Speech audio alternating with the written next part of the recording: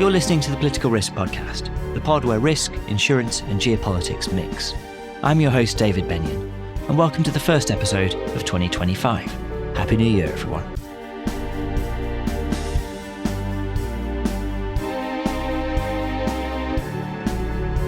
My guest for this episode is Elisabeth Braw, an author, journalist and analyst with a focus on geopolitical risk and grey-zone aggression in particular, hybrid warfare threats, from cyber attacks to sabotage operations and severing subsea cables.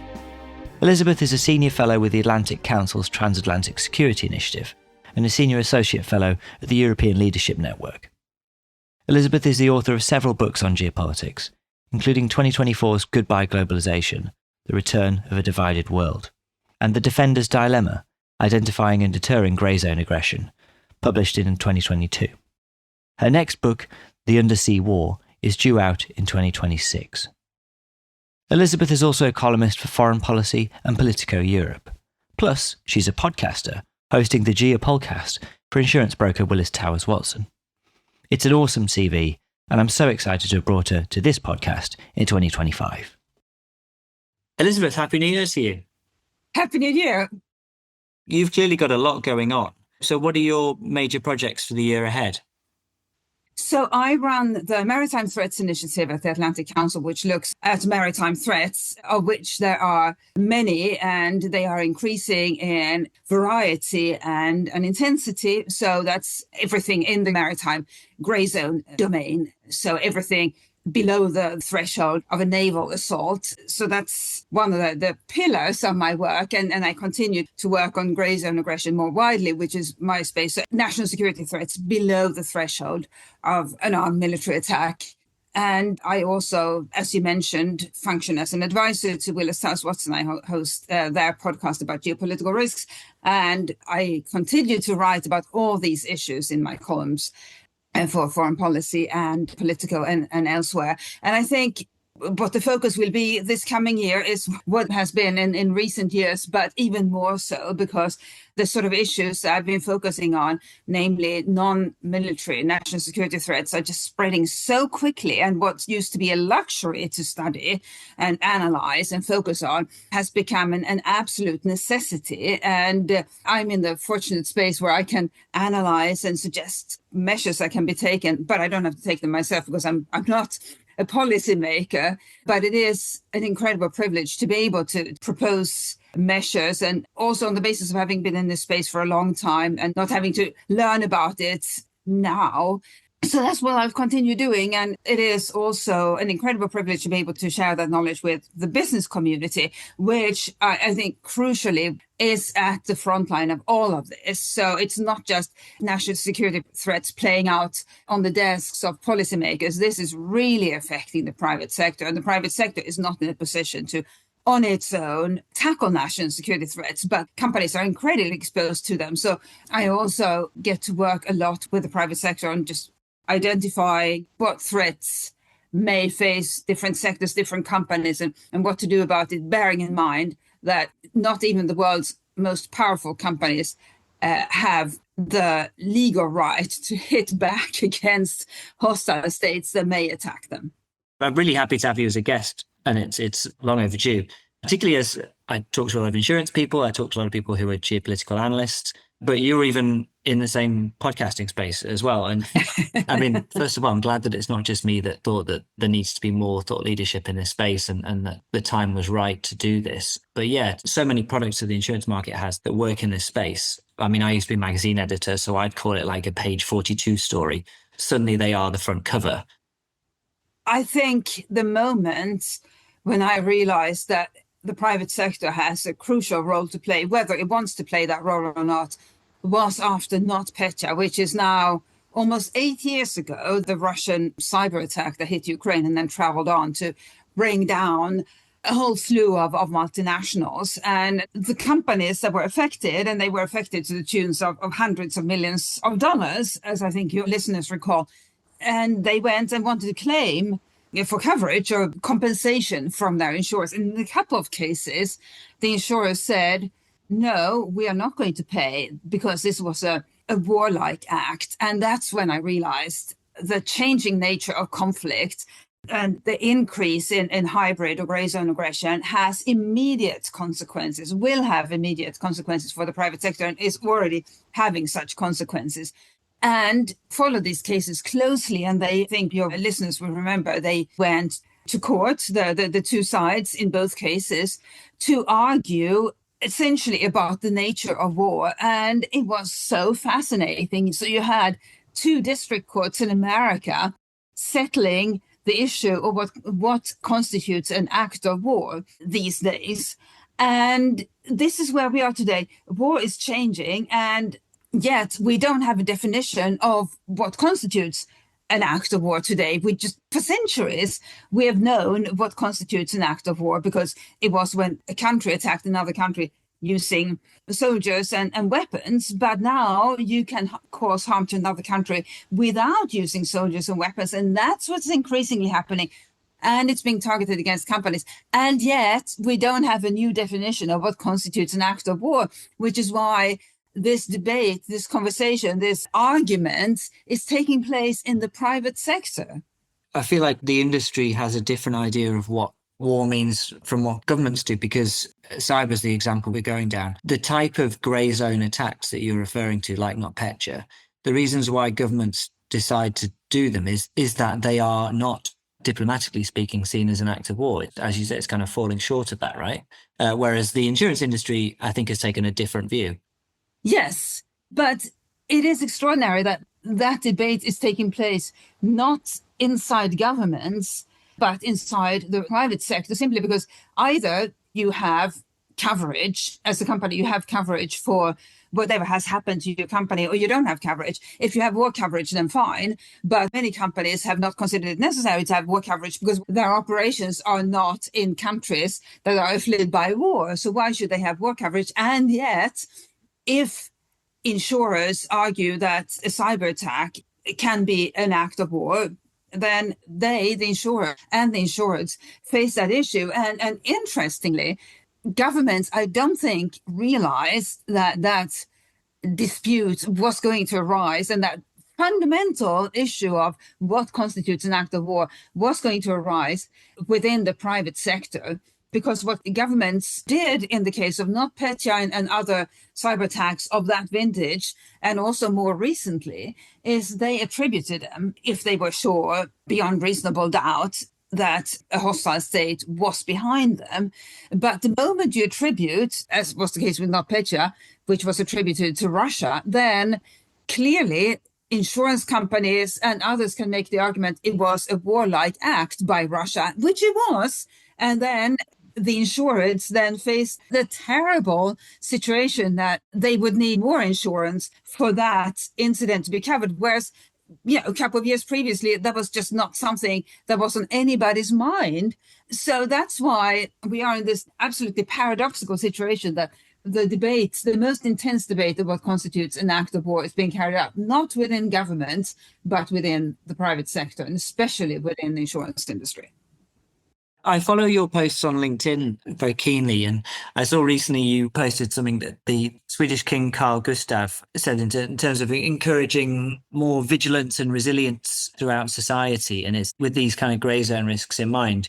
You called it an example of total defense, calling for more of this in society. Certainly, this is not a cyber podcast, it's a political risk podcast, and that can mean something very specific in insurance terms, but for most analysts, it means sort of geopolitics in general. And the bag of insurance lines would include political violence and terrorism and war and political risk. And then, we do talk about cyber too.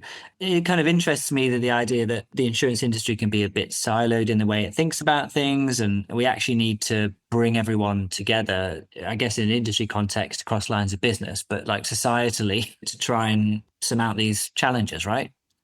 I'm not saying this simply because I am on your podcast, which is an insurance podcast, but the insurance industry really is at the forefront of geopolitics at the moment, not because it wanted to be, but because it is the tool the private sector uses to be able to operate. And until now, the insurance industry has functioned so well because it can model events or likely events and price them accordingly. And these are usually accidental events They are typically not man-made, or they can be man-made as well. But in that case, they are accidental. But we haven't had a situation until now in our modern economies where war is carried out or conflicts between nations are carried out using non-military means and through attacks on private companies, which then essentially totally distorts how insurance works. Insurance can cover accidental damage, occasional damage, but not a sort of a systematic campaign against a particular country, that country's civil society and that country's private sector. And that's where we are now. Let's just come back to Gray-Zone Aggression and also your next book as well in a little bit of time. But let's just, for a section of our time together, talk about the book, which certainly when you Google you comes up first of all, which is Goodbye Globalization. So you published that book. It came out in early 2024. So I'm guessing you must have been writing it in 2022, 2023, just when there were some major changes in geopolitical perceptions taking place. The Zeitenwende speech in the German parliament, for example. And to me, that time period is certainly when I thought about launching this podcast, and it encapsulates a sort of crisis of perception in the way that not just politicians, but business leaders and risk professionals have had to change the way they view the world in the post-Cold War era. Transformed. I mean, you mentioned NotPetya. Obviously, 2022, Ukraine would be another big punctuation mark in that process. So let's just talk a little bit about that book. Who did you write it for? I wrote it for the general reader, the average citizen, the person who's interested in what's happening around them with conflicts between countries, tensions increasing, growing between the West and Russia and the West and China. And also the fact that the globalization is really struggling, not just as a result of tensions between the West and Russia and China, the West on one hand, Russia and China on the other hand, but also as a result of just voter unhappiness with the globalized economy. And as I was writing the book, it became increasingly clear that globalization basically has almost no defenders left. There are obviously the people who make their money in a globalized economy, but the fewest people would be willing to stand up and say, well, I really believe in globalization. You'd be laughed out of the room. And certainly no politician would stand up today and run a campaign on the basis that we need a more globalized economy. I'm hard pressed to think of an industry more than the insurance sector, and particularly reinsurers as well, because they are kind of global pots of money that require global diversification, that need globalization ideally. Well, as you say, everyone's kind of getting their head around the changes we've seen. What's your sense on how risk professionals and corporate leaders and the insurance sector has dealt with that change in perception in recent years? The challenge for anybody within an organization and for any organization is that every organization is so taken up by the immediate issues and just all the way down to matters of administration. So filling out your timesheet, and who within organizations has the time and incentive to sit down and think about structural changes, not just within what the company might need to do, but more widely. And I remember Jack Welch at General Electric used to have what he called his window hour, which was an hour, and I can't remember whether it was an hour a day or a week, but it was an hour that he asked his PA to set aside for him to just think. And so he would stare out his window for an hour, a sustained hour, where nobody could claim him for anything. And he also wouldn't answer emails or phone calls. And clearly, it was a useful way to spend his time because he led GE extremely well. But the fewest leaders and the fewest middle managers and all the way down to junior employees have a window hour where they just think about what is changing and what needs to be done. And I think this is where companies have struggled. Now they've discovered that they are at the forefront of all these changes and they need to make changes themselves. But the fewest companies spotted this fundamental change at an early stage, and now they are scrambling to catch up. And I think an interesting case study there is companies' reaction to Russia's invasion of Ukraine. Many companies assumed that it would just be another disruption, disturbance in a country that has a long history of turbulence, namely Russia. And they thought, well, we can survive this too, and we'll just keep our heads down. A bit of sort of short-term crisis management rather than thinking in terms of, well, certainly a long war, but also just a strategic change. Exactly. And not just the war itself, but the fact that globalization was changing with it and alongside it. And the companies that didn't think strategically then found themselves stuck in Russia and are really struggling to leave the country now that they're realizing that it may be a good idea to leave the country. This period we're in now with the transition, some people have said expect various geopolitical actors to seize opportunities posed by the US transition. We're obviously seeing some domestic terrorism taking place in America right now, but I've seen people point to, for example, the Middle East, what you see maybe the Israelis or the Iranians to do, and other actors around the world, and maybe even China. But are you concerned by near-term, transitional, short-term turbulence, or are you taking more of a long view?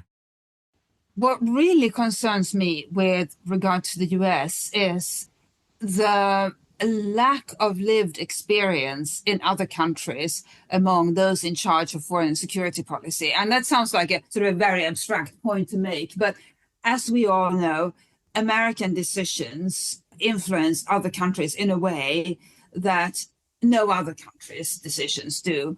And obviously, I'm an almost lifelong expat, so I speak from the experience of being an expat, which gives you so many different perspectives, and also the humility to understand that other countries see things from a different perspective, experience things differently.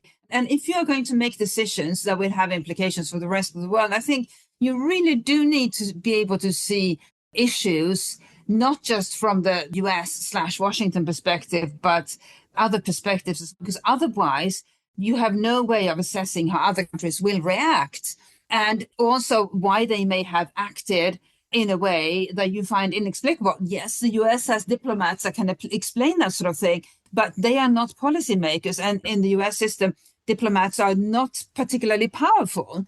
So that's what really concerns me. And obviously, there are differences between Democrats and Republicans. There are differences between traditional Republicans and the incoming ones. But that is the unifying theme, I think. Then with the incoming Trump administration, we have people who see the world and America in a very particular way. And we don't know yet how this America First policy will play out, simply because it's so different from the traditional interventionist Republican mindset.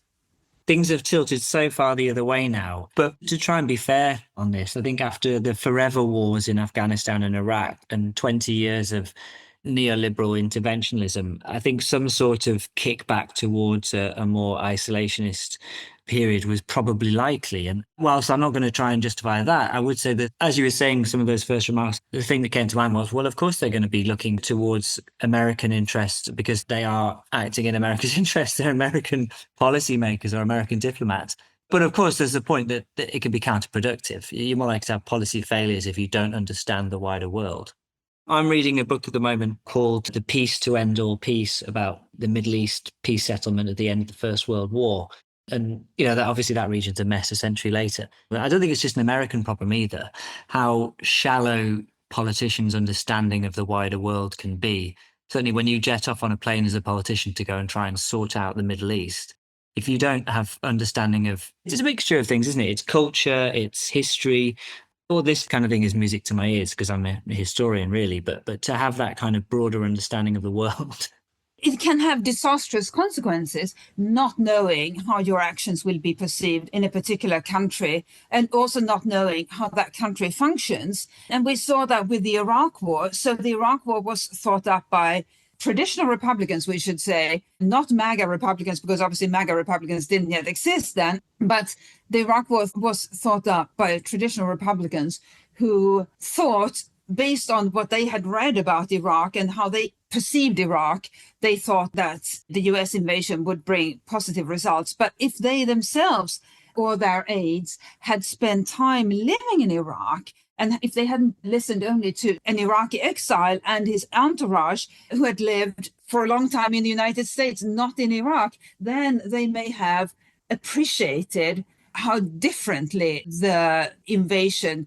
might go compared to what they had in mind. But they didn't have that experience in Iraq. So they ventured into an invasion into a country that they weren't familiar with from a lived experience perspective. And we all know how it ended. Indeed.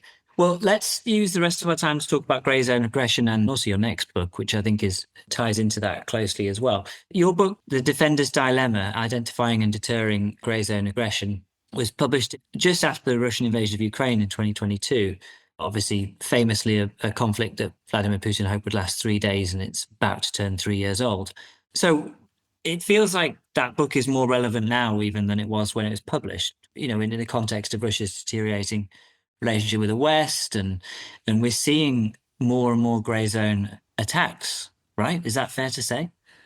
Yes, we are. And I should say that the book was published in its first iteration at the end of 2021, then again in 2022, and it has really become more relevant than I had expected. Even then, I knew that grey zone aggression was going to become a major problem for the West, and it has grown ever since. I have to say, in 2021, many governments still didn't view grey zone aggression, which is what some people call hybrid aggression. They still didn't view it as a particularly urgent issue. They felt it was something that could be managed.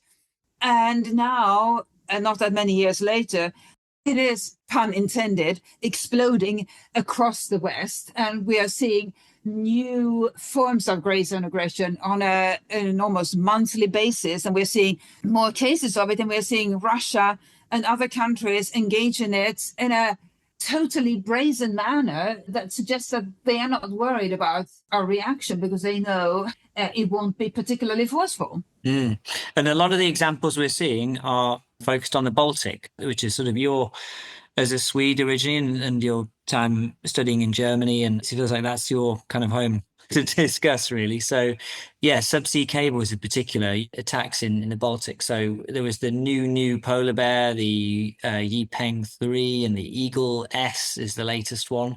What do you make of these incidents, and do they fit the MO, so to speak, of grey zone attacks?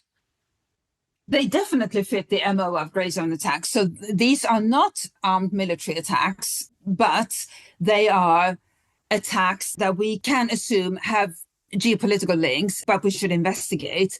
And in all three cases, these vessels have turned out to have links to Russia. And yet, just because a vessel has links to Russia, it doesn't mean that it's then a military assault. It's still a commercial vessel. And so we can say, well, now we know that Russia was behind it, if indeed that is what we have concluded. And we did conclude essentially that with all three vessels. But that doesn't leave us any better off because we still have to decide what to do. In the case of the Eagle S, Finland detained her and is questioning the crew. But then what comes after that? Do we retaliate against Russia? Do we retaliate in the case of the Yipeng 3 and the new polar bear, which were Chinese-owned vessels? One was flagged in Hong Kong, one was flagged in China. Do we retaliate against China as well? And if we're going to retaliate, what is that retaliation? Because it would not be appropriate to use military force simply because it would escalate, right? So it's totally unclear. Even if we establish the links, that there are links to a hostile state, how do we then retaliate? And this is why I called my book The Defender's Dilemma, because grey zone aggression really is a defender's dilemma. You can identify the grey zone aggression, but then how do you punish it? And ideally, you want to be able to signal punishment to then deter it. But what sort of punishment do you want to signal? Obviously, the audience of this podcast is primarily drawn up of commercial insurance and risk professionals. So resilience is something that you've emphasized in your work. And obviously, when attacks like this happen, if it's something like an internet fiber optic cable being cut, I think there are some obvious consequences to that. But how would you suggest firms should go about enhancing their resilience? So when we talk about undersea infrastructure operators, as private companies, they can't punish saboteurs. It would be illegal. So they, by definition, have to focus on resilience. And I think their redundancy will become even more important. So there is already redundancy in undersea communications cables. So if one is damaged, another one can take over. But you obviously then face the risk that several will be cut at the same time, several that cover the same area or connect the same two countries. And that's what we saw with the Matsu Islands, which belong to Taiwan. The two cables connecting them with Taiwan proper were cut by two Chinese merchant vessels.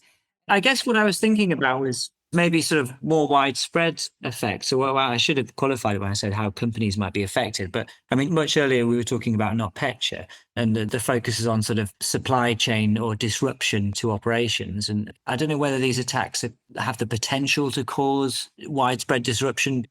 They do. And this is why I think the companies that show that they can survive disruption are the ones that will be able to continue operating, and they may even thrive, if I may make such a bold suggestion. So everybody now is aware of the threats, and the challenge for companies is showing to their customers and shareholders and prospective customers and shareholders that they have a plan.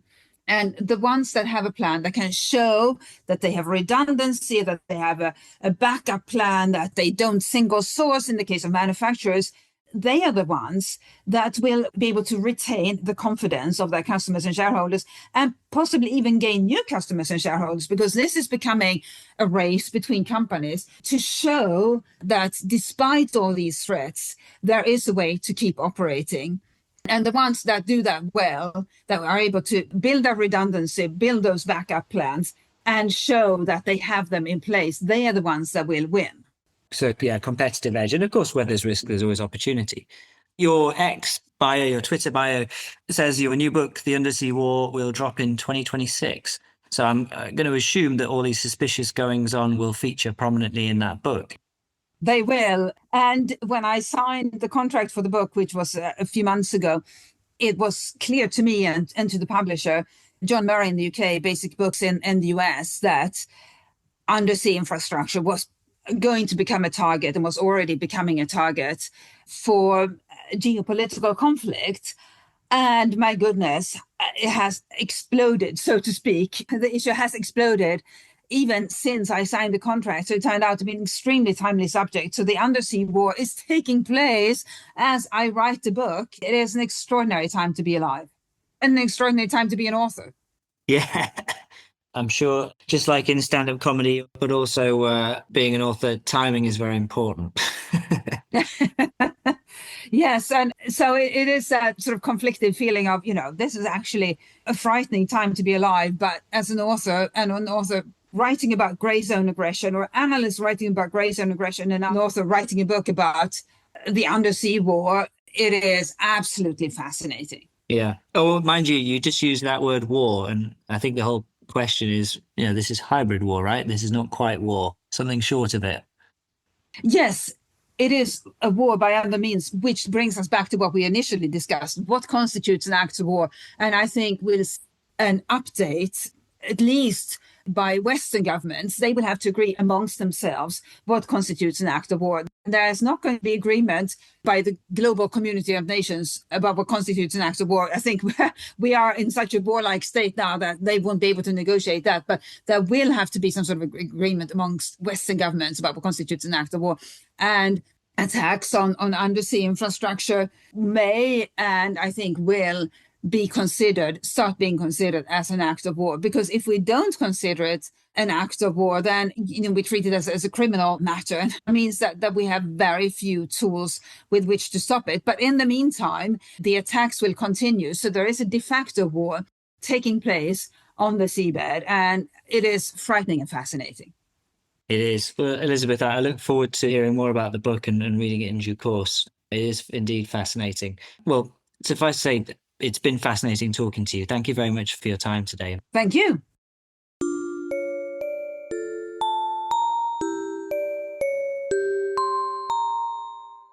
Well, that's all for this time, but there'll be another episode out before the end of this month, so please tune in next time. I've been your host, David Benyon, and I'd like to thank my guest, Elisabeth Braw. Production was by Peter McGill, and Lawrence Durkin made the music.